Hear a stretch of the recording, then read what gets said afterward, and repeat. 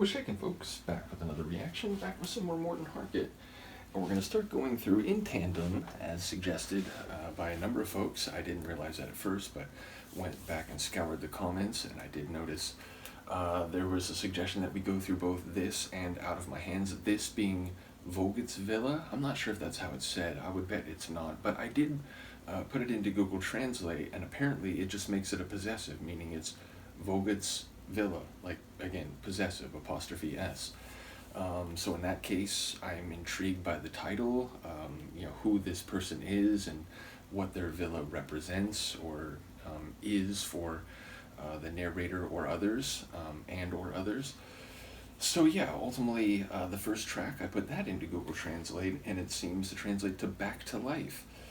So, the concept of resurrection, renaissance, I do wonder if it will relate to, Christian themes. That's certainly been a mainstay of Morten's solo music that I've gone through, so I do wonder if that bears relevance.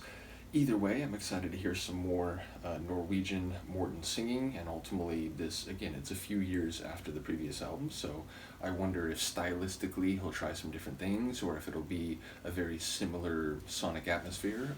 Not that we didn't hear some variety, of course, but let's listen. This is the first tune on Morten Harket's 1996 Norwegian album, Vogts Villa. Again, probably pronouncing that wrong. But the first track translates to Back to Life.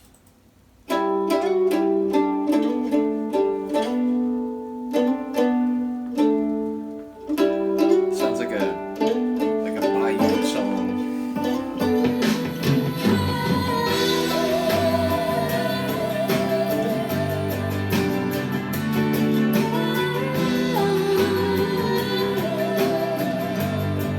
Who's that?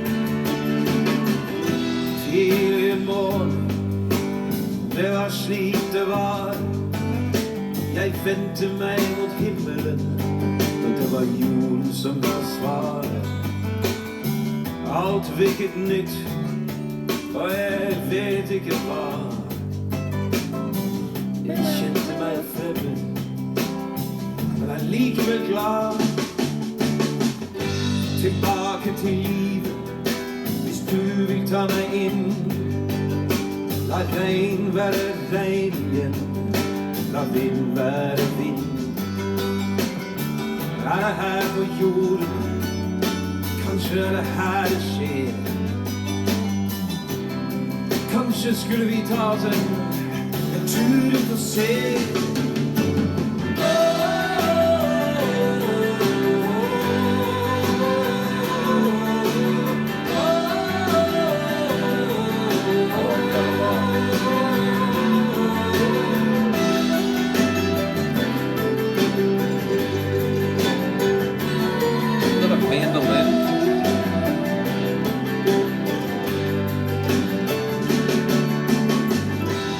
Husker ei jente, hun drømte seg mett.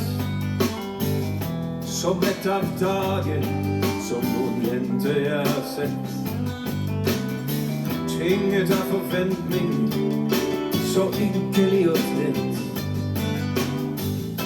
Borger over jorden, spenstig og lett.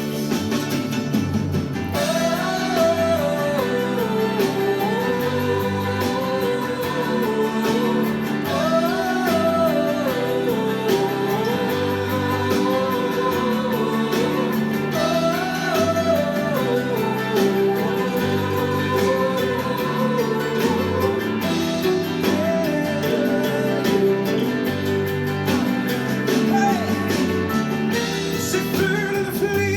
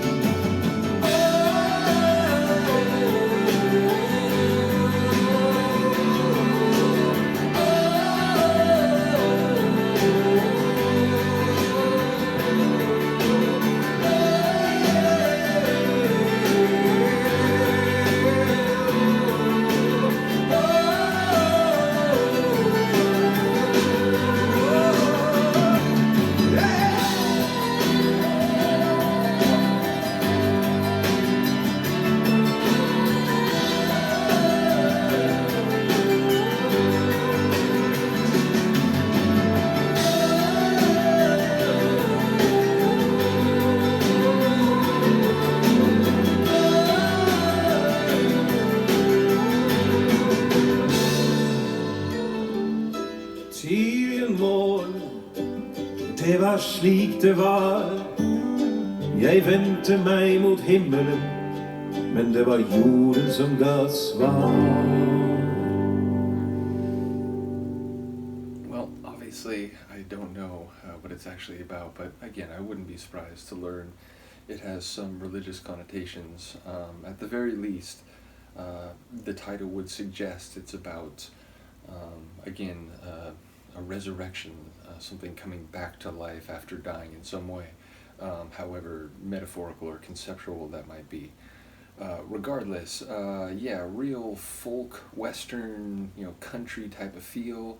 I think his vocal performance was like in that territory. It had a bit more like rustic, folksy delivery. Got a bit, more intense and powerful in a couple moments, especially near the end. I really enjoyed that.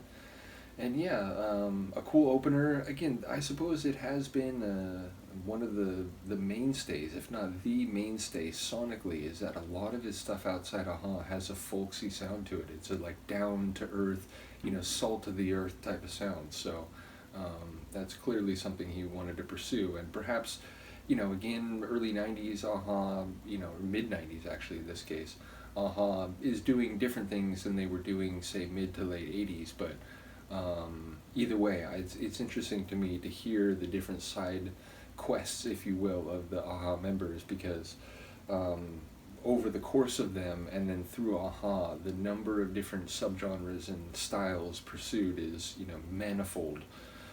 So yeah, once again, big shout out to Morten. Looking forward to going through this. As I mentioned, I'm going to do it in tandem with the Out of My Hands album, 2012, English language. So yeah, we'll keep going through both. Once again, shout out to all the folks following the Morten journey, as well as the Aha family more generally.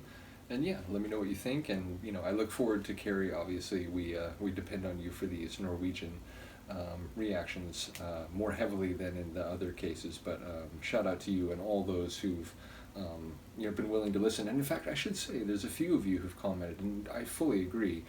That Morten's voice and ultimately his musicality is such that, you'd love to know what he's saying, but it's not essential. You can enjoy his music, you can enjoy his voice, and you can enjoy his music even if you don't actually know what he's saying. So I fully agree with that. There's been a few people who've made that point over the course of Poetennis Evangelium. So shout out to you. Let me know what you think, and we'll see you next time. Peace.